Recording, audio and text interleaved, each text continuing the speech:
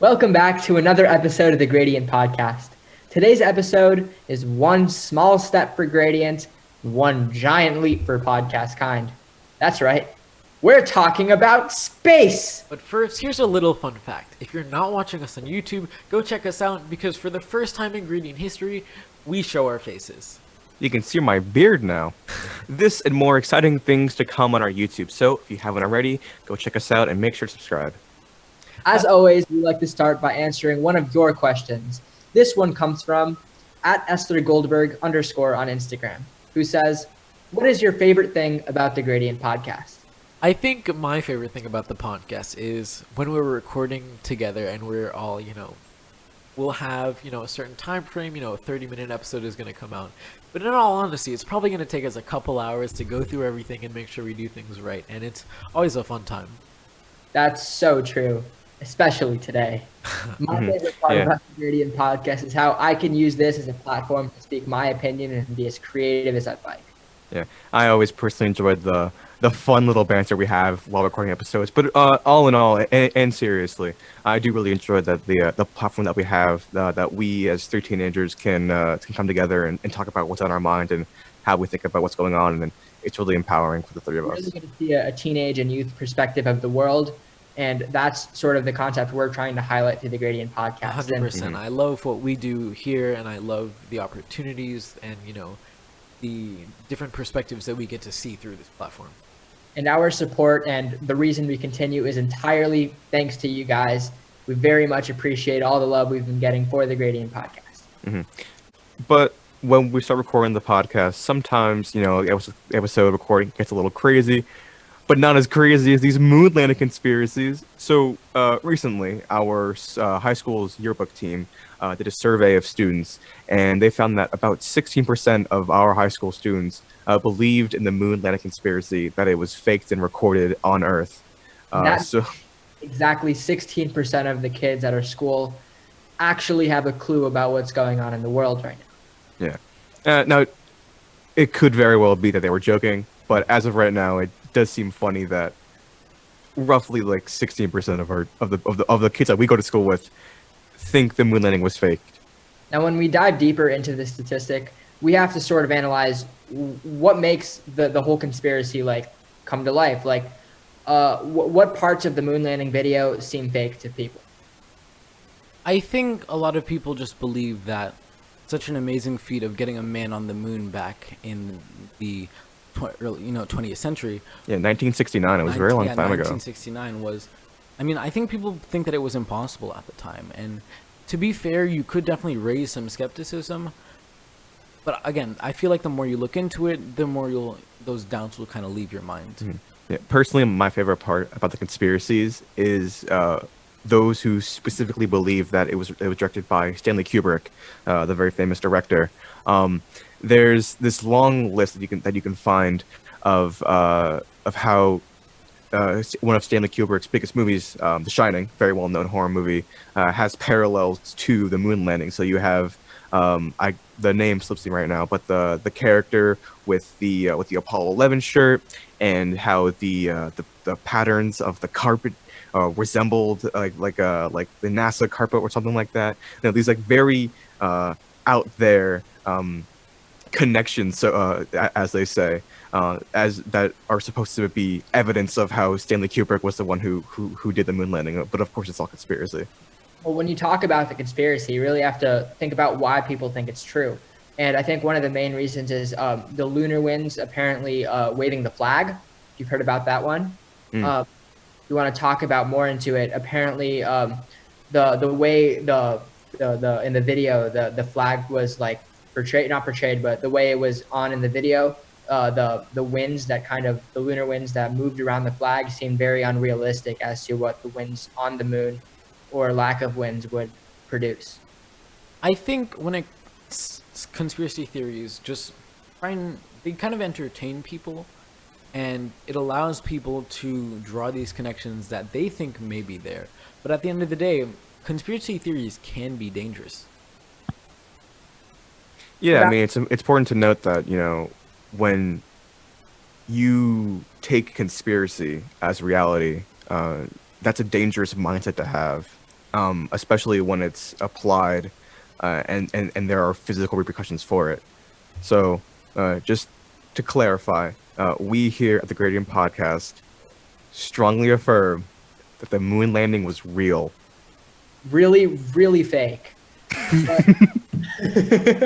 So, what you just said kind of strikes a chord in me, because what specifics of like this mainly humorous conspiracy sort of is dangerous, as you put it?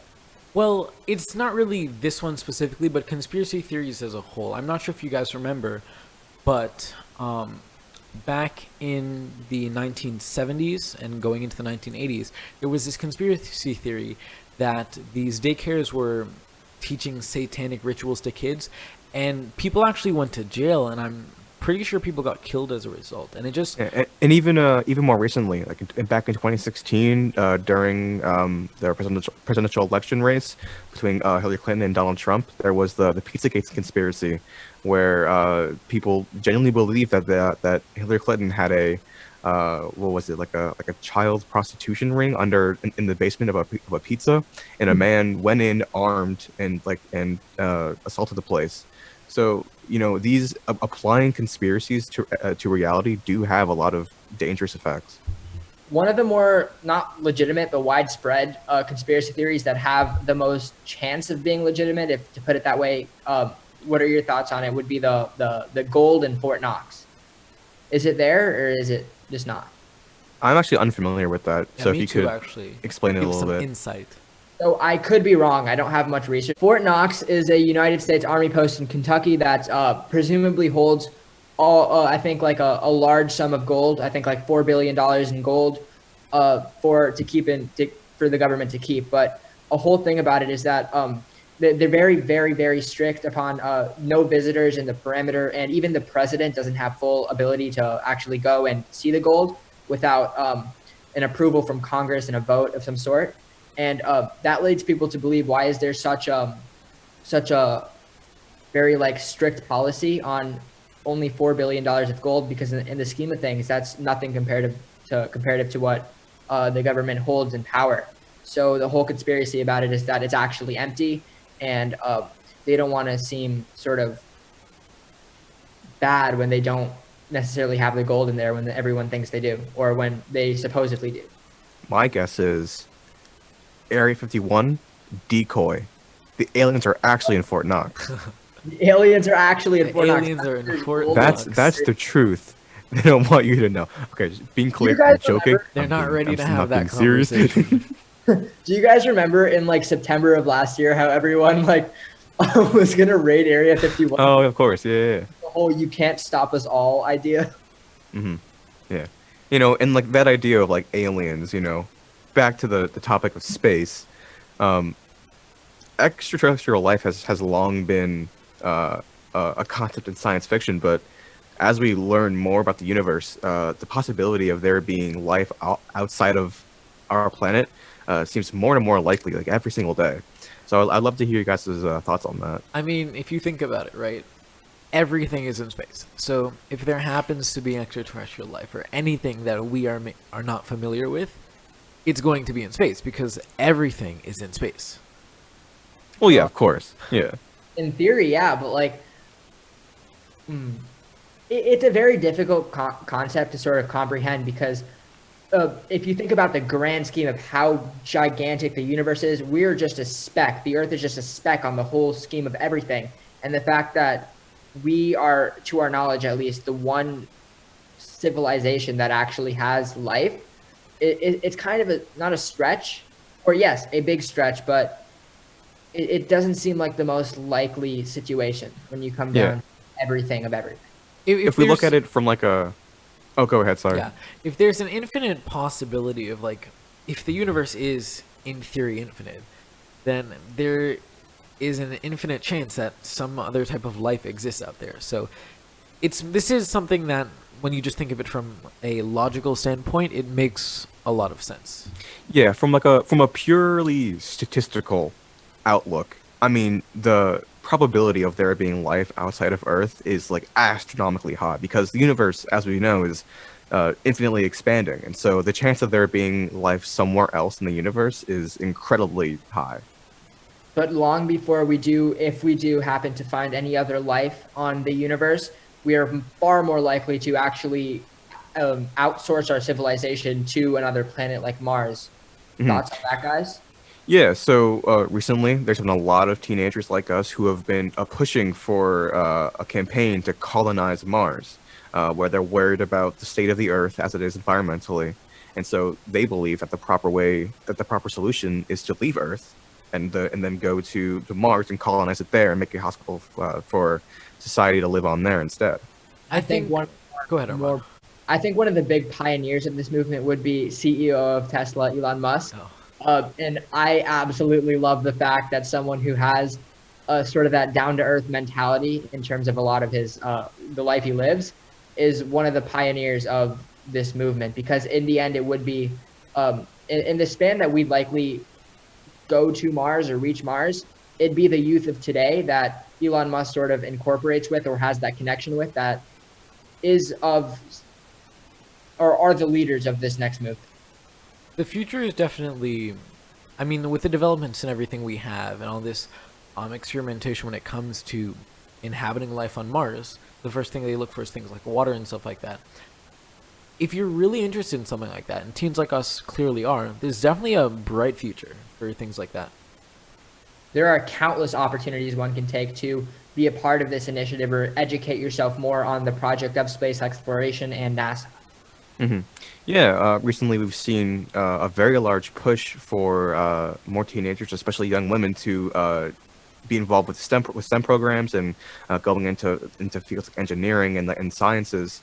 I'm for one in support of it. I think pushing more people to be in these very important and gratifying positions is a great way to get teens more involved with sciences. I think it's a really great thing that we're pushing STEM as a whole, but specifically we're really pushing it at a younger age. Like my younger brother, he's only in elementary school, and he's coming home and telling me about all these things he's learning in his STEM class. And again, just the fact that we're pushing this at such a young age, I'm hoping really inspires the next generation to have these kinds of interests. I will say it from the beginning, it's the youth of today's time that are the leaders and the pioneers of the next movement and will make the more significant steps in space exploration comparative to the steps that are being taken today. And I think there are a lot of leaders in the world right now that are already credible enough or are on the process of being credible enough to be able to do these kind of things. And if you are interested in things like STEM programs, there's so many available opportunities for you, and all you need to do is go and look for them. So if anyone is interested, you can do a quick Google search, you can look for anything near you, and I'm sure you'll find a lot. This video is brought to you by NASA. Thank you. No, this video is not brought to you by NASA. Thank you. Although we wish it was. Thank you. But if NASA does want to sponsor us, just shoot us a DM. We'd be 100% down for that. NASA, falls in your court. And so on that topic of STEM, and especially young women in STEM programs and teenagers, we have a very special guest lined up for today's episode. Jade, you want to go ahead and introduce our guest? Here we are. Next up, we have senior at Tuscaloosa County in Alabama, runner-up for the Mars rover naming contest, and diehard One Direction fan, Vanessa Rupani. How are you? Hey, I'm good. Thanks for having me. Thank you for taking part in the Gradient podcast, Vanessa. We here are very interested in your story naming the Mars rover. Can you walk us through the process of how and why you decided to do so?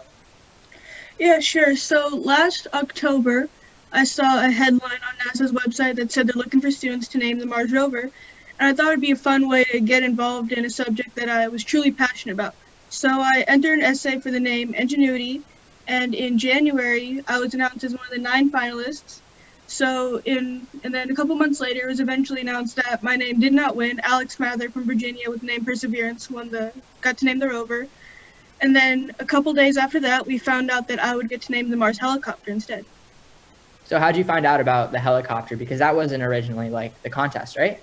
Yeah, right. So they didn't, there was no plan to name it, until they were announcing the rover name and stuff. So basically how it worked was all communication is done through my mom, right? Since I'm not 18. So my mom gets a phone call the day before they announced the rover name. And they said, all right, we wanted to tell you in advance that Ingenuity didn't win, so you don't get thrown off or anything. but we want to tell you that we are using the name for something else, but we can't tell you what yet. So we go a couple weeks and we're just like anxiously waiting, like, are they going to use it? Like, are we going to get any more information? And then pretty much the week after schools close, we get an email saying, hey, we want to do a video chat with you and we want to tell you what we're going to use the name for. So I got to meet, I'm going to get her title wrong, I think it's the project manager of the helicopter team. And she introduced me to the project and told me that they were going to use the name for it. So for this competition, do you know how many people entered the competition? Yeah, so there were about 28,000 applicants total, I think. Wow, second Okay. place out of 28,000. Impressive. Yeah, we all take it. It's pretty good. So you obviously must have felt some like crazy excitement when you found out you made it this far. Can you walk us through how you felt? Yeah, so the main emotions were disbelief because it's like, no way, that's not true, you're making that up. And then the seconds are like excitement, and then everyone around me was super excited and supportive, so it was great to be surrounded by that community. And I'm hearing that upon your choosing for the name of the helicopter, you were approached by many different news outlets like CNN. You were interviewed Yeah. there. Yeah, so that was probably the strangest part of the whole experience. Like, I've obviously never done anything like that, so being interviewed by like these channels I watch on TV every day was so surreal, and I guess it really showed how great of an honor this was. Mm-hmm.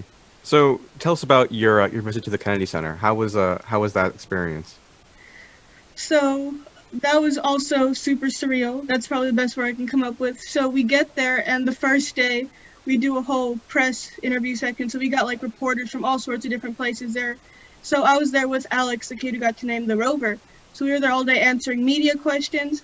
And then later in the afternoon, we got to do an interview with Jim Bridenstine, the administrator of NASA, which was like the coolest thing ever. Like, he gave us some great advice, and he was telling us all about future missions. And then the next day, we get to go see the rocket like up close. Like, we got to basically go up to the do not cross line where people aren't allowed there, but they took us to go see the rocket up close, and that was really cool. And then the day after that was the day of the launch, and that was like probably the coolest thing I've ever seen. So it was like, I mean, and we had to wake up early that day. Like, we got up at 4:30 in the morning that day, but it was totally worth it. So when you went to like actually go to the launch and you saw like everyone was around there, right? Around the rocket, did you like notice anybody through like because I know you're very involved in that or like interested doing research in NASA because that's where you want to be when you're older. Did you again recognize anyone there? Yes, I mean, so there were lots of super like important people there. We were actually watching with Jim Bridenstine, the NASA administrator. Like, he was standing there with me and Alex. And on top of that, we were beforehand, there was like a briefing where like everyone is speaking. The row in front of me, the CEO of Lockheed Martin was sitting there. The governor of Florida was sitting 2 rows in front of him. And yeah. And the CEO of the United Launch Alliance, people who build the rocket, like, he actually gave me and Alex these coins here. He like hand gave us these coins, so like we Wow. got to meet lots of The camera so they important, can cool see. people. You mind putting it up to the camera so they can see? Yeah. So on this side it says Atlas, which is like the name of the rocket, and here it's got some Perseverance art. It's got the helicopter on one side and the really rover cool. on the other. Yeah, that's really cool. You consider yourself a celebrity now? I don't like that classification, no. So speaking about CEOs, as you mentioned, recently Elon Musk has been in the news lately about with the SpaceX launch. We would love to hear your thoughts on Elon Musk's space ventures. I mean, I think all that stuff is really cool. Any way we can get the United States back to be a major player in space exploration is amazing, and what he does for the cost he does it is really impressive, and his technologies are great, and I'm excited to see them moving forward. I wanted to ask a question. So, we already talked about how you're very interested in pursuing NASA in the future. And can you tell us specifically, like, what you've been interested in the past and things you're interested in, for your future growing up? Yeah, so I mean, ever since I was little, like, I've loved space exploration. It's been, like, one of my biggest interests my whole life. So I want to go into aerospace engineering, so that's what I'm putting on all my college applications right now. So the goal is to work in engineering in the space field in some capacity. So Buzz Aldrin messaged you on Twitter. How was that? That was also one of the craziest things that's probably happened. So the thing is, I don't have a Twitter account, so I actually saw it on Google, And it was like, so I'm reading all these informations. I see Buzz Aldrin. I see my name in the same tweet. I'm like, that's also made up. So that was a super cool feeling. Like one of the people I idolized tweeted about me. It was pretty awesome. If I were in your shoes, the first thing I would have done was made a Twitter account and like tried to be friends with him, like DM him and stuff. I might still try to do that. In your mind, like message Buzz Aldrin back, have a conversation with him. You know, me and my buddy Buzz Aldrin, you know, we hang out sometimes. Second man to step foot on the moon. That has to be some crazy thing, just him knowing your name. Yeah. Yeah, that's totally crazy. Ask him for a recommendation letter when you apply to college. Dude, I totally should. That would be one heck of a letter. Yeah. So I think what you did just speaks miles to all teenagers about, you know, the limitless potential they have now and in the future. So what would you like to say to teenagers across the globe who are too scared to dream big? I mean, I guess the main thing I learned from this was that it doesn't hurt to try. Like, I obviously entered thinking, all right, there's no chance anything is going to happen, but it doesn't hurt to just do it. Like, it'll be fun whether you get chosen or not. So the biggest thing that I can say is try, and the worst that can happen is someone will say no, and then you'll move on. So all these like very influential and big people you met while visiting the Kennedy Center and the whole process of you naming the helicopter.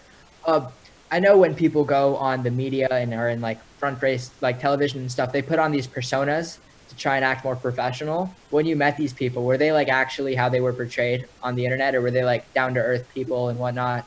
What were your experiences? Like, tell us the stories. Now, these people were some of the kindest people I've ever met. They were so willing and eager to answer all our questions, and you could tell they really wanted us to have a good time, and they wanted to help us out in any way they could. They were some of the kindest people.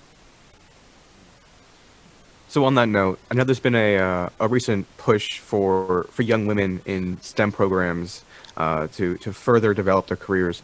Have you done anything along those lines of like STEM programs? Yeah, so one thing that I'm really involved in with school is our Mu Alpha Theta, our Math Honor Society. And that's the main thing we do through that program is we offer free math tutoring once a week in the library. So I think that's a great way to get involved. And we were also really excited to start a Girls Who Code at our school this year, but the coronavirus sort of took those plans down because you only got to have one meeting before school closed. So all these different patterns, they like sort of show a trend in my mind that you're using your influence to inspire others to better themselves, work towards their big dreams like you did. I mean, that's the best thing that can happen for something like this. If what I did can inspire someone else, I mean, I think that's great. And I would love to be, you know, a help to anyone who wants to go into STEM and be successful there.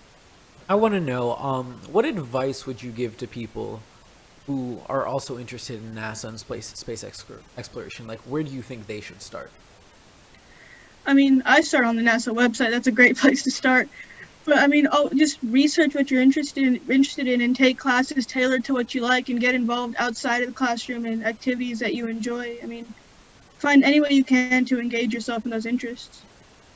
So when you first applied to name the Mars rover, did you have any like thing on the back of your mind, like, oh, my application was great, I have all these expectations, or did it like completely blindside you when you got the phone call, or your mom? I mean, I pressed send in October and like didn't even think about it once until January. I was like, I thought I could maybe make it to the semifinals round because that was like based on your states. I figured, all right, Alabama, not many people. So, but beyond that, I was like, I pressed send and I was like, all right, that's the end of this. So no, what happened was truly a surprise. So give us some further details. What was the application process like for the naming of the rover? So the first step was in the fall of 2019, where we had to write a short essay, about 150 words, what we wanted to name the essay and why. And then in January, they selected 50-something semifinalists, or no, 150-ish, my bad, semifinalists from basically the top essay from each state and each grade level in the U.S. territories. And then from there, they chose 9 finalists, so 3 top essays from each grade level, K through 4, 5 through 8, and 9 through 12. And then we had to do an interview with 4 NASA panelists. So it was Dr. Lori Glaze, the head of the Planetary Science Division, Nick Wiltsey, a rover driver, Jessica Watkins, she was an astronaut, and then Clara Ma, the woman who named the Curiosity rover. So we did an interview with those 4, and they asked us about the name and what we were interested in space exploration, why we thought it was important, that kind of stuff. and then a couple months after that was when they released the final name. I find it crazy that you being interviewed by those people and now the reputation you've built as the name, the person who named Ingenuity, in the coming future, it's not a crazy like prediction to sort of put your name on that block in future, of course. Man, to be associated with people like that in the future would be an incredible honor, and I'm so excited that you think that for me. So do you want to go get into why you chose the name Ingenuity? Yeah, so there were 2 steps to really picking this name, and the first one was I thought about curiosity and how it answered the question of why. Why do people want to explore space and explore Mars? And it's because by nature, humans are curious creatures. So I thought if that's going to answer the question why, I want to answer the question how. How is it possible to do something as send robotic explorers to another planet? Like, that sounds like something straight out of a science fiction movie. So I thought the one quality that represented the creativity and the intelligence it takes to do that was ingenuity. And then beyond that, I thought it was a great way of honoring the brilliant men and women who actually go and design these great machines. If it were me, I would have gone on thesaurus.com and typed best. But I'm glad to see that you put so much thought into naming what is now the Mars rover, or Mars helicopter. I apologize. Yeah, thanks. I mean, that's why I won and you didn't. So, Vanessa, do you have any last words you would like to say to the viewers of the Gradient Podcast?